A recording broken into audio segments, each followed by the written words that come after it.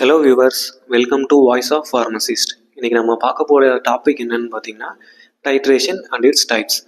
My self G Gopikumar, MPharm, department of pharmaceutical analysis. Let's go to the topic.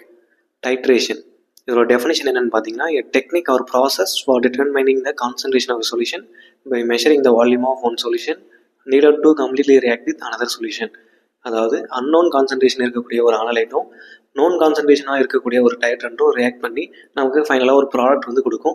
அந்த product மூலமாக அந்த ப்ராடக்ட்டில் இருக்கக்கூடிய end பாயிண்டை யூஸ் பண்ணி அந்த அன்னோன் கான்சன்ட்ரேஷனை நம்ம கண்டுபிடிக்க போகிறோம். அதுதான் வந்து டைட்ரேஷன். இதோட பிரின்சிபல் என்னென்னு பார்த்தீங்கன்னா it is based on the complete chemical reaction between the analyte and the reagent of known concentration. அந்த ரியேஜென்ட்டுக்கு இன்னொரு பேர் டைட்ரண்ட்.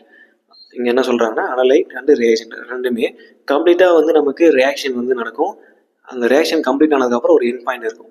அந்த எண்ட் பாயிண்டை யூஸ் பண்ணி நம்ம அன்னோன் கான்சன்ட்ரேஷன் ஆஃப் த அனலைட்டை வந்து நம்மளால் கண்டுபிடிக்க முடியும். இந்த ப்ராசஸ் பேர் தான் டைட்ரேஷன். டைட்ரேஷனை பற்றி டீட்டெயிலாக பார்க்குறதுக்கு முன்னாடி நம்ம சில பாயிண்ட்ஸ் பற்றி தெரிஞ்சுக்கணும். அது என்னென்னு பார்த்தீங்கன்னா ஃபர்ஸ்ட் ஒன் அனலைட். அனலைட்டுங்கிறது the solution of unknown concentration but known volume. இதோட வால்யூம் மட்டும்தான் நமக்கு தெரியும், கான்சன்ட்ரேஷன் தெரியாது. தென் செகண்ட் ஒன் பார்த்தீங்கன்னா titrant, the solution of known concentration and known volume. இதோட வால்யூமும் நமக்கு தெரியும், இதோட கான்சன்ட்ரேஷனும் நமக்கு தெரியும். End point, point at which the reaction is observe to be complete. This point is usually observe with the help of indicator. ஒரு reaction வந்து எப்போ கம்ப்ளீட் ஆகுதோ அதுதான் வந்து எண்ட் பாயிண்ட்னு சொல்லுவாங்க. அது வந்து நம்மளால் விஷுவலாக பார்க்க முடியாது, அதுக்கு இண்டிகேட்டர்ஸோட ஹெல்ப் வந்து தேவைப்படும். தென் indicator, an auxiliary substance which help in the usual deduction of the completion of the titration process at the end point. Already நம்ம முன்ன பார்த்தோம் இல்லையா, எண்ட் பாயிண்ட். அதை விஷுவலாக நம்மளால் பார்க்க முடியாது. இந்த இண்டிகேட்டர்ஸ் நம்ம ஆட் பண்ணும்போது தான் அந்த எண்ட் பாயிண்ட்டை நம்மளை கலராக வந்து நமக்கு விசிபிள் ஆகும். அந்த கலரை வந்து நம்ம பார்க்குறது மூலமாக இது எண்ட் பாயிண்ட் வந்துருச்சு அப்படின்ட்டு நம்ம கண்டுபிடிச்சிக்கலாம். இதுக்கான சில எக்ஸாம்பிள்ஸ் பார்த்தீங்கன்னா methyl orange, phenolphthalein, cresol red, thymol blue, இந்த மாதிரி நிறைய எக்ஸாம்பிள்ஸ் இருக்குது. தென் டைப்ஸ் ஆஃப் டைட்ரேஷன்ஸ் பற்றி பார்ப்போம். 4 டைப்ஸ் ஆஃப் டைட்ரேஷன்ஸ் இருக்குது. Acid base titrations, complexometry titration, redox titration, precipitation titration. First one acid base titration. இதுக்கு இன்னொரு பேர் நியூட்ரலைசேஷன் ரியாக்ஷன் சொல்லுவாங்க. அதாவது இங்கே வந்து ஒரு நியூட்ரலைசேஷன் நடக்கும். எப்படி அப்படின்னு பார்ப்போம். Unknown concentration of acid estimated with known concentrated base or vice versa. இங்கே வந்து என்ன நடக்கும்னா ஒரு ஆசிடோட கான்சன்ட்ரேஷன் நமக்கு தெரிஞ்சிருக்கும். அதை யூஸ் பண்ணி ஒரு பேஸோட கான்சன்ட்ரேஷனையோ இல்லை பேஸோட கான்சன்ட்ரேஷன் நமக்கு தெரிஞ்சிருக்கும், அதை வச்சு ஆசிடோட கான்சன்ட்ரேஷனையோ நம்மளால் இதில் கண்டுபிடிக்க முடியும். கீழே பார்த்தீங்கன்னா ஆசிட் ப்ளஸ் பேஸ் ரெண்டும் ரியாக்ட் ஆகிட்டு நமக்கு ஒரு நியூட்ரலைசேஷன், அதாவது சால்ட் ப்ளஸ் வாட்டர் வந்து ஃபார்ம் ஆகும். இது வந்து நியூட்ரலைசேஷன் ரியாக்ஷன் சொல்லுவாங்க. இதில் யூஸ் பண்ணக்கூடிய இண்டிகேட்டர்ஸ் என்னென்னு பார்த்தீங்கன்னா phenolphthalein, methyl orange, thymol blue. இதுக்கு எக்ஸாம்பிள் ஒன்று கீழே கொடுத்துருக்காங்க. Hydrochloric acid reacts with sodium hydroxide. Hydrochloric ஆசிடில் இருக்கக்கூடிய ஒரு ஹைட்ரஜனும் சோடியம் ஹைட்ராக்சைடில் இருக்கக்கூடிய OH குரூப்பும் சேர்ந்து வாட்டராக வெளியே போகும். அதே மாதிரி இந்த NaCl வந்து ஒரு சால்ட்டாக வந்து ஃபார்ம் ஆகும். இதுதான் வந்து acid base titration. Then second one பார்த்தீங்கன்னா காம்ப்ளெக்ஸோமெட்ரிக் டைட்ரேஷன்.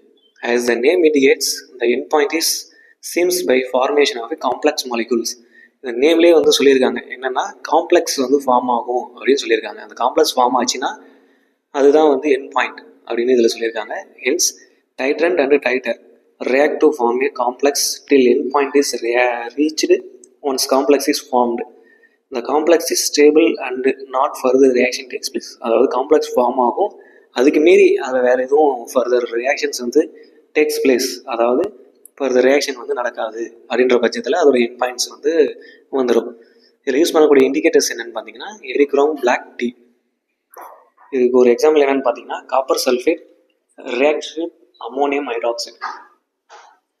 இந்த காப்பர் சல்ஃபேட்டும் அமோனியம் ஹைட்ராக்சைடு ரியாக்ட் பண்ணி நமக்கு ஒரு இன்ஆர்கானிக் காம்ப்ளெக்ஸ் வந்து ஃபார்ம் ஆகும். அதுதான் இந்த ரைட் சைடில் இருக்கக்கூடிய ஒரு காம்ப்ளெக்ஸ்.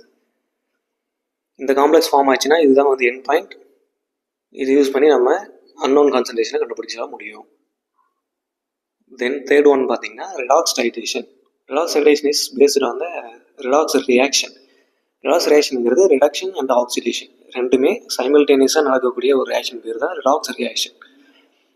ஆக்சிடேஷன் வந்து ஷார்ட்டாக எப்படி நம்ம ஞாபகம் வச்சுக்கலாம் அப்படின்னு பார்த்தீங்கன்னா லியோன்னு ஞாபகம் வச்சுக்கலாம். லியோன்னா லாஸ் ஆஃப் எலக்ட்ரான் அப்படின்னு சொல்லுவாங்க. தென் ரிடக்ஷன்ங்கிறது ஜர் அப்படின்னு சொல்லலாம். ஜிஆர் அப்படின்னா கெயின் ஆஃப் எலக்ட்ரான். இதுக்கு யூஸ் பண்ணக்கூடிய இண்டிகேட்டர்ஸ் என்னென்னு பார்த்தீங்கன்னா செல்ஃப் இண்டிகேட்டர் தான். இதில் யூஸ் பண்ணக்கூடிய அந்த அயனே வந்து நமக்கு செல்ஃப் இண்டிகேட்டராக வந்து ஆக்ட் ஆகும். கீழே எக்ஸாம்பிளில் பார்த்தீங்கன்னா தெரியும். Iron reacts with manganese oxide. அதில் பார்த்தீங்கன்னா இங்கே இருக்கக்கூடிய Fe2+ அது ரெடியூஸ் ஆகிட்டு இந்த பக்கம் Fe3+ வந்து ரெடியூஸ் ஆகிருக்கும். அதே மாதிரி இந்த பக்கம் இருக்கக்கூடிய லெஃப்ட் சைடில் இருக்கக்கூடிய மேங்கனீஸ் ஆக்சைடு அது ஆக்சிடைஸ் ஆகிட்டு Mn2+ ஆகும். அந்த O4- பக்கம் இருக்கக்கூடிய ஹைட்ரஜன் கூட ரியாக்ட் ஆகிட்டு 4 வாட்டர் மாலிகுல்ஸாக வந்து கன்வெர்ட் ஆகிருக்கும். இதுதான் வந்து redox titrations. Then last one precipitation titration. It is based on the formation of insoluble precipitate when the solution of two reacting substances are brought in contact with each other are called precipitation titration. அதாவது இதில் வந்து அனலைட்டும் டைட்டன்ட்டும் react ஆகிட்டு நமக்கு ஒரு insoluble precipitate form ஆகும். அதுதான் வந்து என் point அப்படின்னு சொல்லியிருக்காங்க. இதில் யூஸ் பண்ணக்கூடிய இண்டிகேட்டர்ஸ் என்னென்னு பார்த்தீங்கன்னா யோசின், ஃப்ளோரசின் அப்படின்னு சொல்லிட்டு நிறைய இண்டிகேட்டர்ஸ் யூஸ் பண்ணுவாங்க.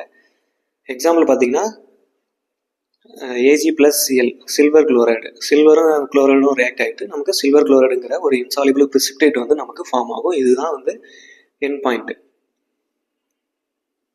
ஓகே, இன்றைக்கான டாபிக் முடிஞ்சது.